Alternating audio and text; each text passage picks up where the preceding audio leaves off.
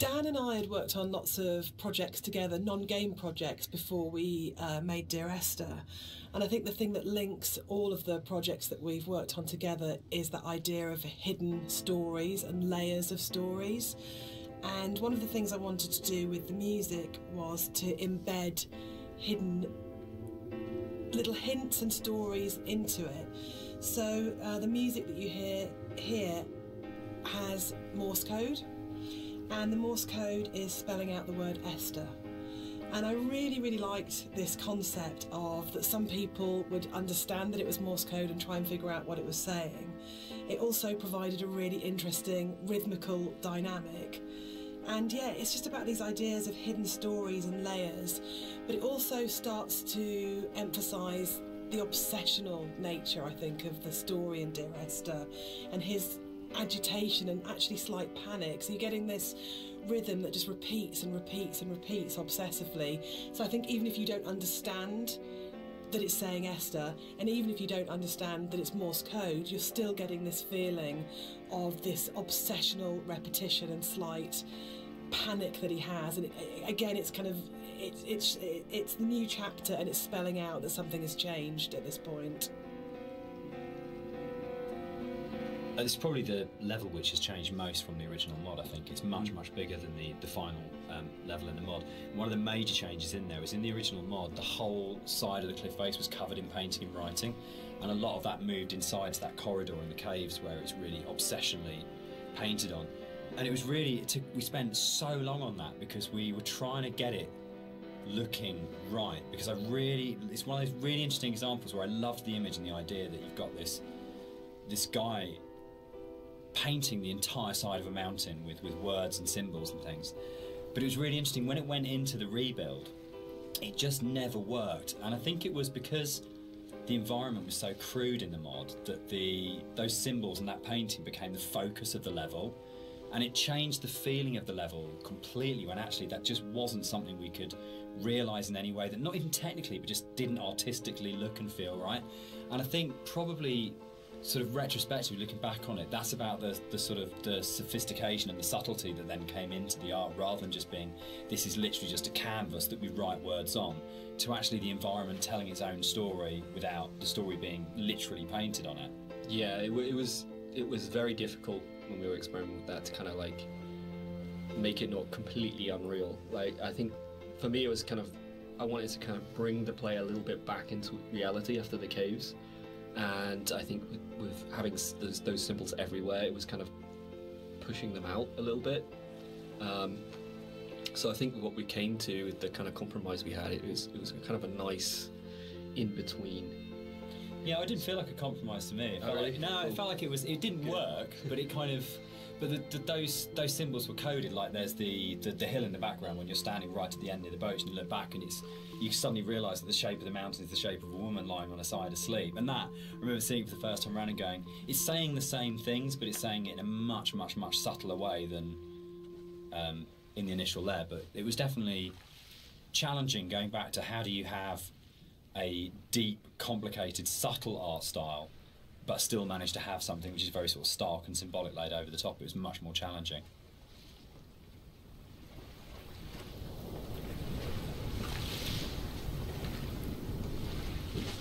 I think one of the most fascinating things for me about planning this director's commentary has been that in previous years, when all the three of us have talked about Dear Esther, we've talked about the interpretation of the player.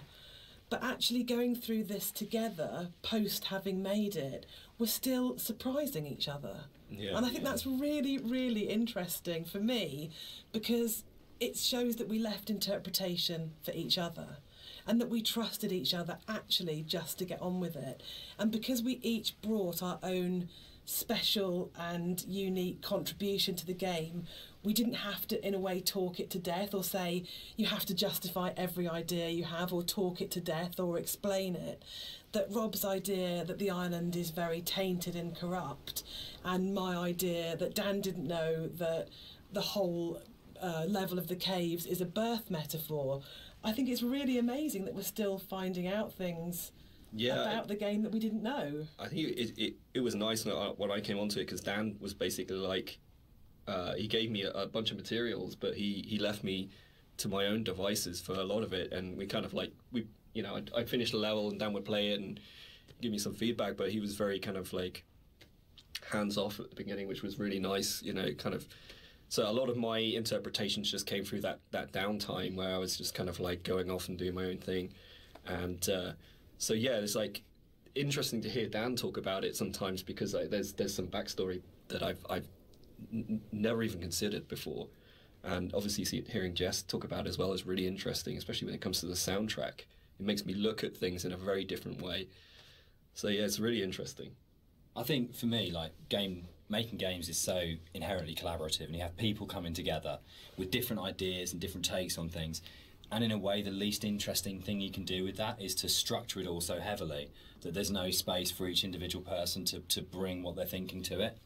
And I think the best games, well, for me, my favourite games are ones where you can really feel the personal footprint of each individual developer and aspects of it, and it feels like it has been a genuinely collaborative exercise where everybody has thrown ideas into the mix and everybody is bringing something to the table rather than people are just following a kind of a really structured plan. So yeah, I think it probably is one of the reasons why Esther has had the sort of life it's had since release, is because there's 4 people if you include Nigel, all bringing very different things to it, and it gives it a huge amount of depth for something that's so simple on the surface.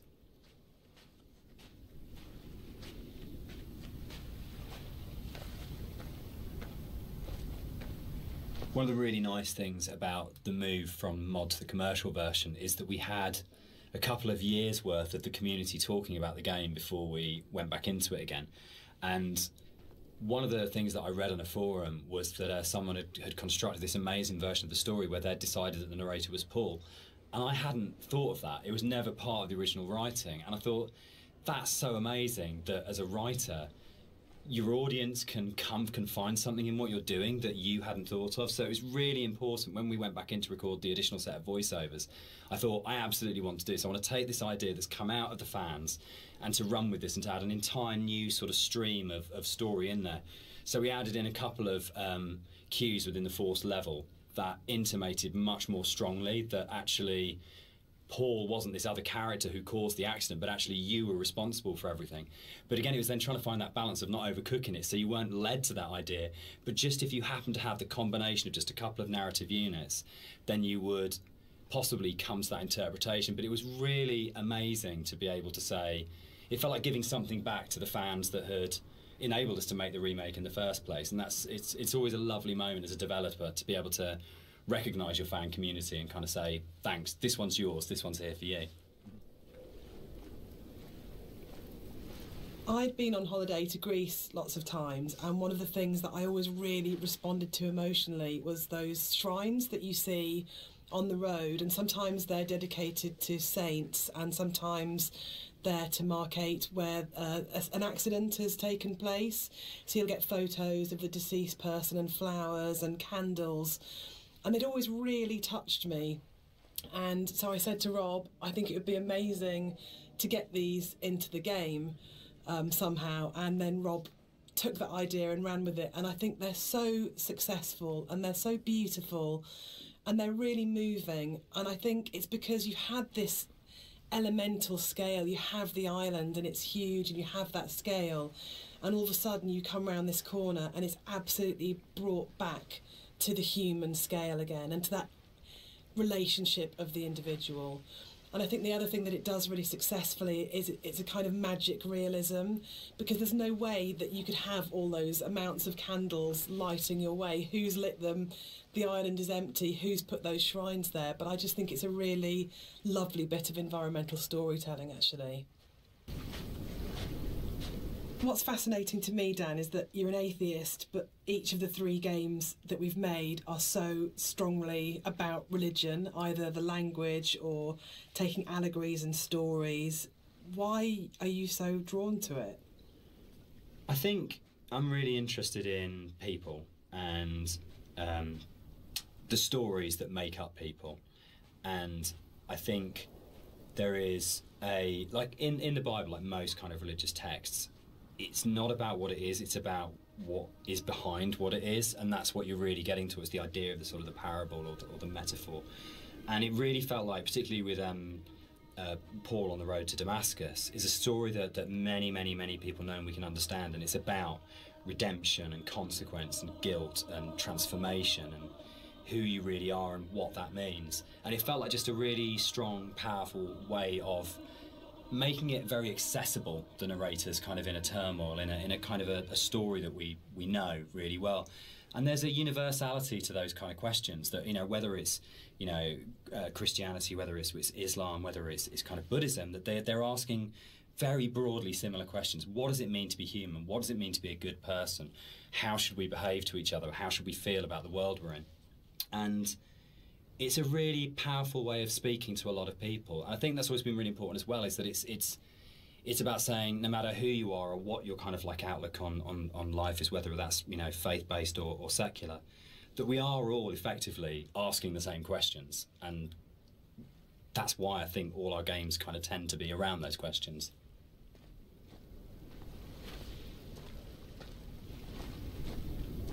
Is Dear Esther a depressing game or a hopeful game? For me, it's kind of like a mix of both, really. I think, like, my interpretation is kind of like, always feel like kind of depressed when I think about the kind of turmoil that this guy's been going through for God knows how long, and the kind of environment he's been in, and, you know, all these events surrounding his story. But for me, I always feel like a little bit hopeful at the end. You know, the conclusion just feels like a relief, and like this is kind of all ended in some way. What do you think, Jess? I think it's a game about acceptance, and I really like that. And I think it's telling that a lot of people with mental health issues have responded really positively to the game, and we get a lot of emails and letters from those people saying that it's helped them through a really difficult time. And for me, that's because it's about the struggle of being human, that it's hard and that we love and that we grieve and we lose, but we come through it. And those things are what makes us human, that it's transformative and that the pain is part of life. And that's a really beautiful message. And I think that's what you do so well, Dan. That's what you write about. You write about what it is to be human. So, Dan, you wrote it. Without wanting to cop out, one of the things about writing it that I really wanted to do was to make something that people could take and could own, and it would be their take on it. And their interpretation of it mattered in a way that mine didn't. My job was to give them the architecture to interpret in their way. So I think that is a cop-out. I do. I think as a writer you always have. Yeah, I think it's redemptive. But I don't think the redemption is as cut and dried as it's all okay at the end. It's not okay at the end. But there is a release, there's an escape, that bad times will happen, but they will end. And they won't always end positively, but they will end. And that's I think, the redemption of it, of saying that this things are never too shall easy. Pass. This too shall pass. Which my mum always says, you know, and I think that's probably the motto of the Chinese room, actually, absolutely. Isn't it? Like, I don't think it's as kind of openly positive as, say, Rapture had a much more strongly positive end. I don't think Esther has. I think it's much greyer than that. But I think fundamentally it's about coming to terms.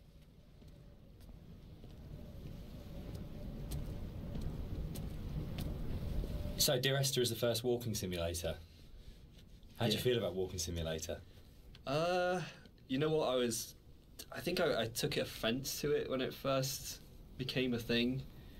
But, you know, I think actually I don't mind it so much now. I think the fact that we have kind of taken ownership over it, like that genre has been kind of made our own by not just our game, but like a bunch of different games that kind of embraced it.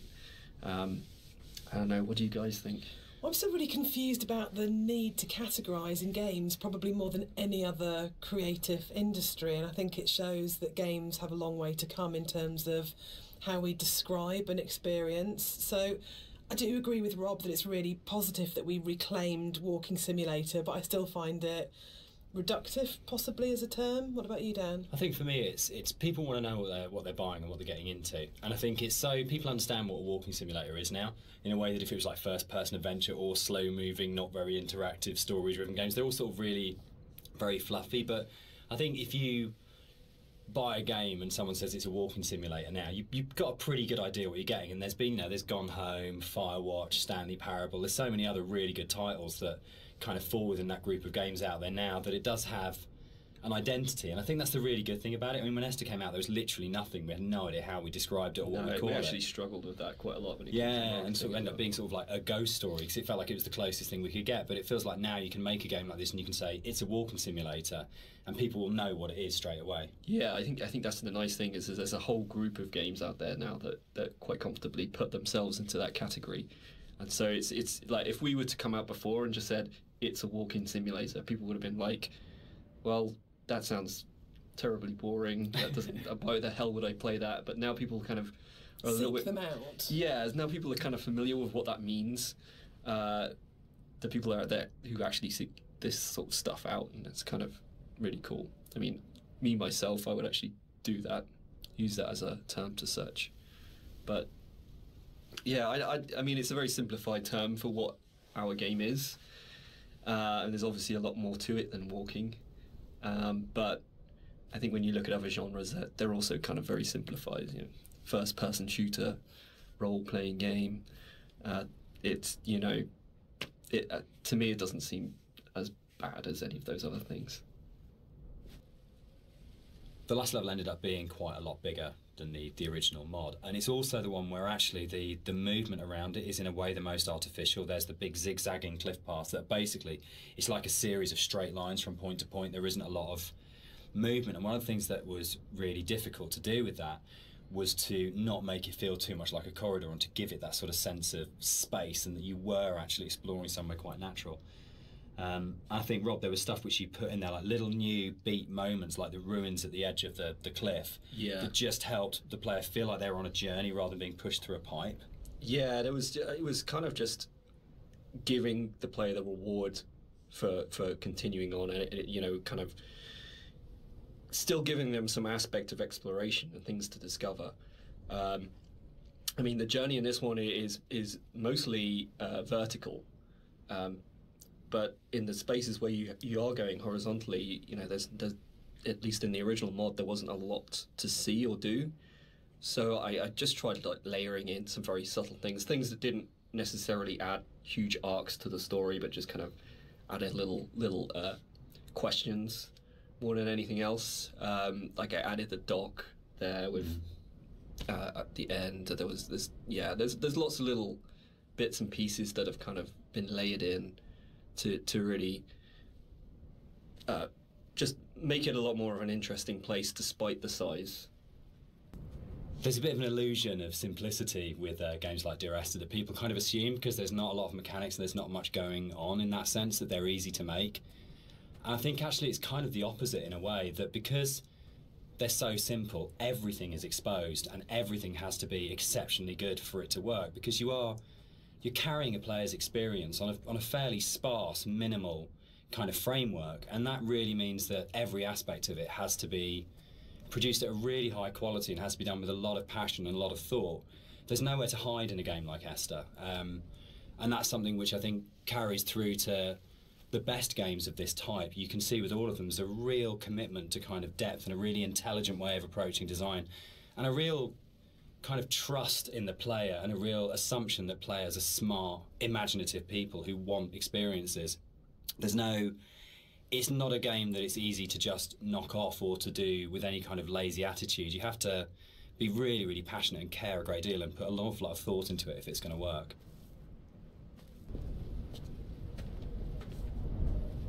One of the things that I think was added more frequently in the final version of Dear Esther was the inclusion of a number of ghosts in the game. These are not like ghosts that you'd see in a normal horror game. They're just very loose silhouettes that you'll see around the island, usually like quite a distance off, or just kind of somewhere that you'd barely see it out the corner of your eye. I think this is a good example of where it's kind of really in your face, and these are kind of just something that we put in to kind of not just bring some unreal elements to the island, but something supernatural as well, something that's kind of beyond this world, something kind of unsettling. And yeah, we've a lot of effort's been put in to make these things very subtle. Didn't really want them to be like, I didn't want it to be a ghost story, so to speak, but I just kind of wanted to bring some of this supernatural element into the game, and this area is probably one of the most prominent because you can see it just before you go down into the gully here, and I think it's really one of my favourite scenes just because of it being so spooky, so unreal, and so interesting. The overlook, the point about this to me is that it's probably the voiceover in the game that kind of sums up the whole story and the experience. It's almost like a recap of everything that's gone before you start the final climb. And you know it's that pause before you're going to start the final climb and before the game's kind of builds to a climax. But you can also see the whole level, and it's like the idea that you are standing looking down on your own journey, a bit like the idea of your life flashing before your eyes, or sort of like seeing your body but having an out-of-body experience at the moment of death. And it was really designed to try and get that feeling as the player that you stop and you take stock of everything, and there's a bit of a sense of there's no going back. You take a breath and now it finishes. And I really wanted to kind of achieve that sort of sense, and I think we did. I think it really came together here, that you got that sense of going, right, now this ends and now I move forwards to it.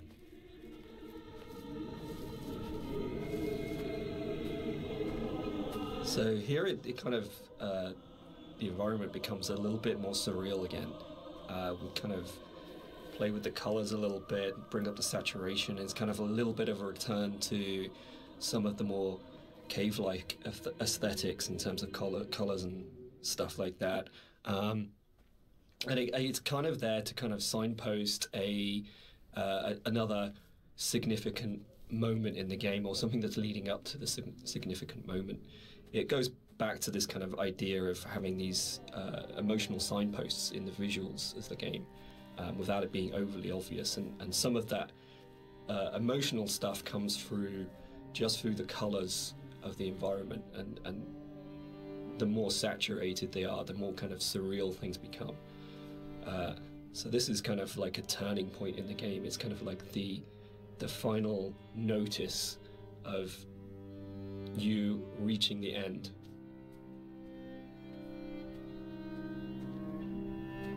The music that's playing here is a repeat of another cue, and originally we hear it played on the piano, and the string quartet take on the piece here. And it's one of those really nice instances where we were in the studio and I had this idea of how it was going to sound, and I thought it was going to be quite full and rich and, yeah, full-bodied. And then one of the string players said to me, this is wrong actually for what we're playing. And they said, let's strip out all the vibrato, let's play it in a really Scottish, plain style. And it absolutely transformed that piece, and it's one of the really special things about being a composer, is that you get to collaborate with people who come fresh to it. So you have this preconceived idea of how it should be, and then they say, no, why don't we turn it around and think about it like this? And it absolutely fits and works for that scene, because what we're getting at this point is a sense of fragility, of an ending, and it's almost reminiscent of a funeral procession. It's slow and it's dirge-like, but yeah, it was just a lovely moment where they gave something of themselves, and that's what's amazing about working with live instrumentalists. You're never going to get that from a sample.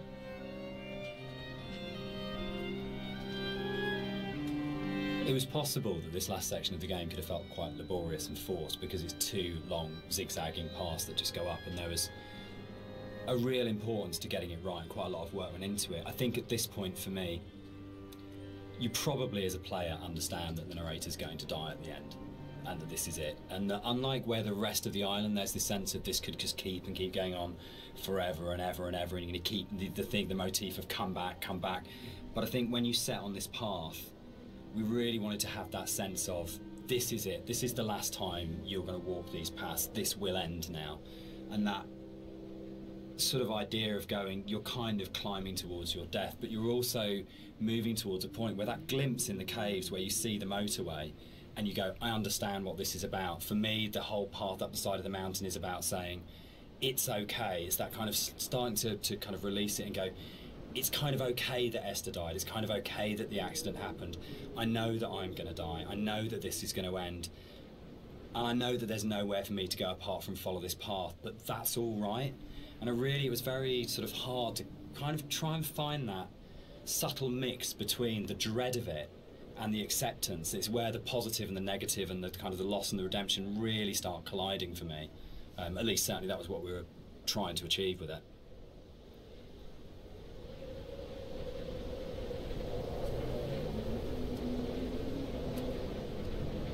With the climb being quite a poignant moment of the game overall and of the story, it was quite a difficult task to try and make that climb still interesting and not too laborious, because it's kind of this zigzag up there with nothing really. There's no real environment. You just kind of have the sea on one side and the cliff face on the other. So there was quite a lot of work that went into kind of building up this feeling of tension as you're rising and kind of making this moment as poignant as possible while still making it interesting. So a lot of effort was put into building up this weather, building up the winds and the swaying of the grass and kind of the volume of the soundscapes and everything mixing together with the music, and just kind of visually really trying to make this a tense moment. And I think it's hopefully been pulled off all right. And you'll notice when you get to the top, this kind of tension dies, and that's very purposeful. You'll see no more wind. It's just kind of like a symbolic thing where you're coming to the last moment, the point of no return, and that's been very deliberately designed that way. We had a lot of debates, didn't we, about the ending of the game and whether the player should retain control or whether it was okay to go to a cutscene at this point. I personally don't mind it. I actually actively like it because I think it works really well as a metaphor for loss of control at that point. Dan, I know you're not as keen. Yeah, I'm not. I would have loved the player not to have had control taken away from them, but to me it was a balance between two evils: the evil of having a cutscene and the evil of the player accidentally falling off the ladder halfway up and destroying the ending. Yeah, I agree. I think we tried a few different things, and the tech at the time just wasn't, the ladder tech at the time just wasn't there. So, and the other thing for me was pacing. It was making sure all the music, the voiceovers, the timings and everything were perfect for that final jump off point.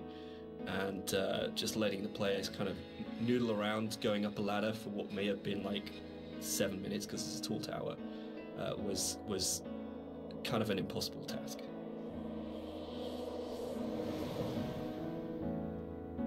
One of the things that I enjoyed the most on working on Dear Esther was Rob's beautiful visuals were so inspiring, but Dan's words are always so amazing to write to. I think that's where we start as a partnership. And the music at the end was so easy to write because that last voiceover, it's the pinnacle of the writing to me, as it should be, because it's the last VO, so you would have failed if it wasn't good. But it is just so beautiful and moving. And for me, talking about whether it's a hopeful ending, the music is really hopeful at this point. And it signifies to me transformation, freedom, escape, acceptance. Yeah, and it was just a beautiful cue to write, actually. I don't know, I can't remember quite where it came from in the mod, but the moment when we went, or we could put the bird in there, and you could see the bird's shadow, and actually it turned from being kind of like a straightforward literal suicide into a metaphorical, or to my mind, kind of like, I always really believed the narrator did turn into a bird just before they hit the ground, and that was really important. I think it's probably the strongest ending in any of our games so far. But yeah, I'm very proud of the way everything came together in that last section.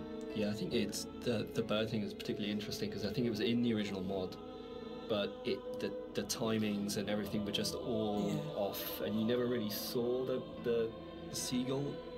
Yeah, at least the shadow as well. It was all kind of like a little bit broken. And I remember when we went back in, I made a real effort to try and get that shadow just out of the center of the view, so you kind of have this hint of something happening, and I think you can hear the sound of a seagull flapping its wings. It's like very subtle, but like I say, I kind of really like the way that came together. It kind of it's very like say it's kind of like a release, but at the same time there's still this kind of ambiguity there that's kind of beautiful.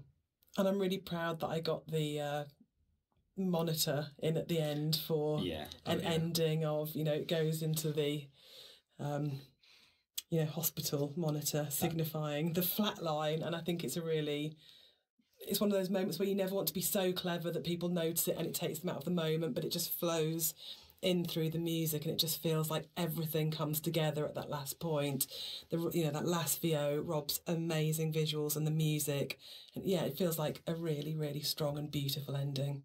And then in the last second, Nigel Carrington's delivery of just those two words have come back, where he just pitch perfect. Yeah.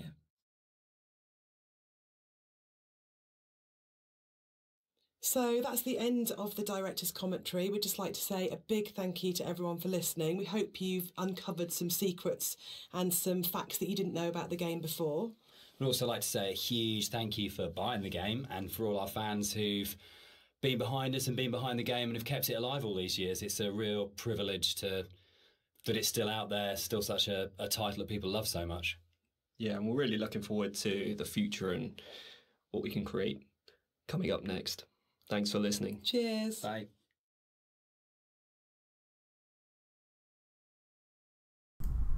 So, that was Dear Esther's director's commentary. It's pretty interesting. Oh, we've got actual credits for once. Probably because we're on director's commentary. So, yeah, it was pretty interesting. A lot of decisions that he explained out from the point of view of like a game design. That's something that I found personally really fascinating as someone who's studying game design and trying to get into the industry myself. And Dear Esther has been like a discussion point for quite a number of years now. Like, you know, it started the whole first-person narrative genre. I know walking simulator is the common term, but, you know, we've settled on something a little more respectable, and it's first-person exploration, which I think describes it better. Anyways, there is a lot of debate over it as to whether it is indeed the kind of genre that belongs under the broad umbrella category of games. You know, I mean, you've got very limited interactivity, or really next to no interactivity, and by different definitions of games, sometimes, you know, it doesn't quite qualify for that position.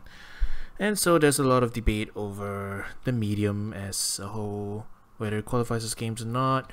But, you know, the developer's commentary has made it quite clear that this was approached from the point of view as a game. It started off as a mod, but then it became a game. And there is a lot of like decisions here that come from the place of doing a game. So there's a lot of game design decisions that come into, like, for example, the final climb and ascent and something, you know, like you could break immersion by giving the player control, and then if they screw it up and stuff like that. Or, you know, the climb up to the tower, you know, they describe how to keep it a little more interesting and stuff. There's environmentals, then there's art and music that comes into play here, and it works as an experience, you know. But they also don't just plan it as a movie, because they have to plan it as an experience in which the player, the person experiencing the medium, has control. So I don't know if this will change anyone's minds, but some of these things here have at least convinced me that it's not that simple to make a game like this, and you still need some game design.